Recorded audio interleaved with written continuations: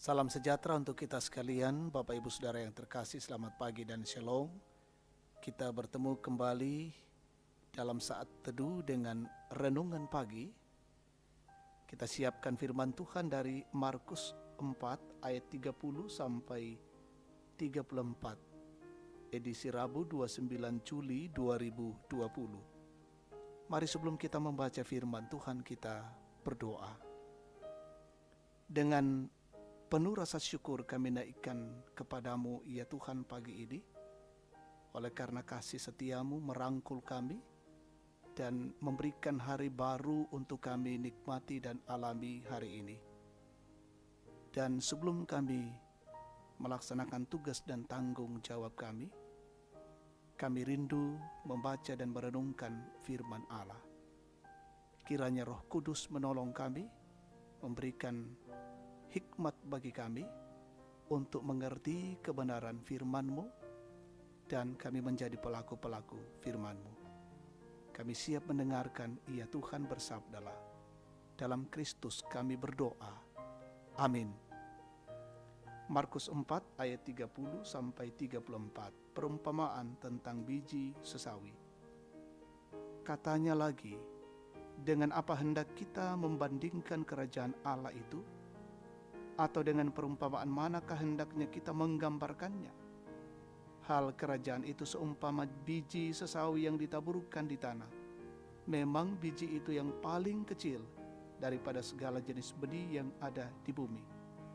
Tetapi apabila ia ditaburkan, ia tumbuh dan menjadi lebih besar daripada segala sayuran yang lain dan mengeluarkan cabang-cabang yang besar, sehingga burung-burung di udara dapat bersarang dalam naungannya.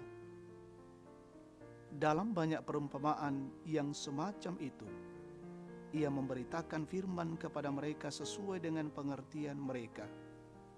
Dan tanpa perumpamaan ia tidak berkata-kata kepada mereka, tetapi kepada murid-muridnya ia menguraikan segala sesuatu secara tersendiri.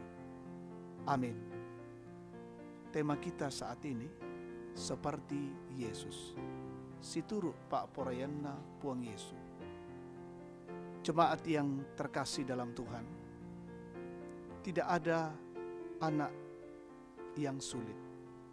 Sebuah buku dari J. Simanjuntak yang memaparkan dengan sangat jelas bahwa kebanyakan orang tua mengeluhkan anaknya sebagai anak yang sulit. Dalam buku itu, J. Simanjuntak menyebutkan bahwa tidak ada anak yang sulit. Yang sulit adalah orang tua yang sulit memahami perkembangan pikiran anaknya.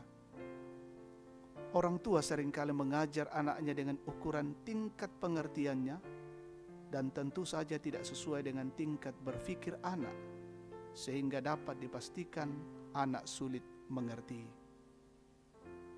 Yesus dalam pengajarannya baik kepada murid-muridnya maupun kepada pengikut-pengikutnya seringkali menggunakan perumpamaan dari apa yang biasa dalam kehidupan pengikutnya. Mengapa? Untuk menyesuaikan tingkat pengertian pendengarnya. Dengan demikian tujuan yang diharapkannya dapat tercapai, yakni agar pendengar mengerti, berubah dan melakukan seperti yang dikehendakinya. Kerajaan Allah digambarkan seumpama biji sesawi yang ditaburkan di tanah. Unsur dari penggambaran ini adalah wujud biji sesawi yang terkecil dari sebuah benih yang ada di bumi. Namun kemudian ketika ia tumbuh, maka menjadi lebih besar dari segala sayuran yang lain dan mengeluarkan cabang-cabang yang besar, sehingga burung-burung di udara dapat bersarang dalam naungannya. Ayat 31 sampai 32.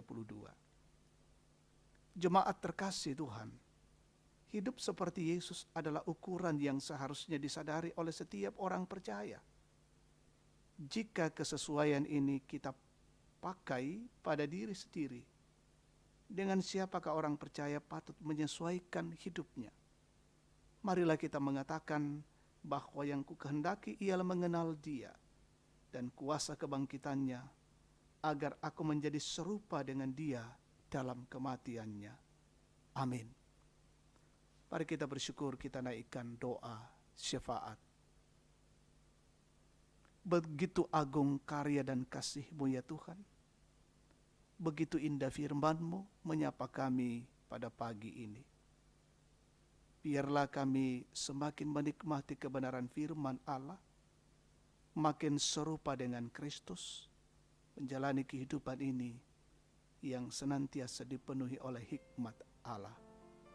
Sehingga sungguh-sungguh hidup kami berkenan dan memuliakan Allah. Terima kasih untuk semua yang Tuhan nyatakan bagi kami pada pagi hari ini. Dan kami akan melanjutkan tugas pekerjaan dan tanggung jawab kami hari ini. Tuhan percayakan begitu banyak hal yang harus kami kerjakan hari ini. Berikanlah hikmat bagi kami, tambahkan kekuatan dan kearifan bagi kami, dan biarlah kami melaksanakan dengan penuh sukacita dan mendatangkan berkat-berkat Allah, dan tentunya kami kembalikan untuk memuliakan Tuhan. Seisi rumah kami hari ini Tuhan berkati, anak-anak kami yang harus belajar dari rumah, Tuhan berikan kemampuan dan kecerdasan, semangat untuk belajar. Mendoakan jemaat Tangerang, saudara-saudara kami di tempat yang lain, berkatilah kehidupan mereka hari ini. Peliharakan dalam cinta kasih-Mu. Saudara-saudara kami yang menikmati ulang tahun, pernikahan, ulang tahun kelahiran, sembuh dari sakit, menikmati berkat-berkat baru, sempurnakan sukacita mereka.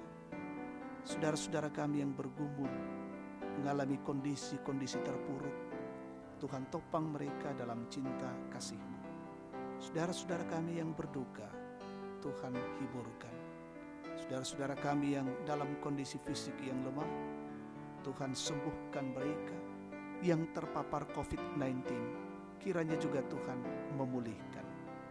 Kami mendoakan pemerintah kami, berikanlah kebijaksanaan, kearifan, pengertian bagi mereka, dan boleh menjalankan roda pemerintahan dengan baik, dan kami pun senantiasa dilindungi dan diayomi dengan baik. Kami mendoakan semua yang menjadi garda terdepan hari ini, Tuhan berkati mereka semua, para dokter, semua petugas rumah sakit, relawan gugus tugas, TNI Polri, BNPB, berkati mereka semua dalam perjuangan mereka. Berkati hidup kami, jagalah kehidupan kami hari ini, dan biarlah hidup kami senantiasa dalam lindungan kasih-Mu. Ini doa dan syukur kami pada pagi hari ini. Kami persembahkan kepada-Mu di dalam nama Yesus, Tuhan dan Juru Selamat firman yang hidup. Amin. Demikian saat teduh kita pagi hari ini. Tuhan memberkati.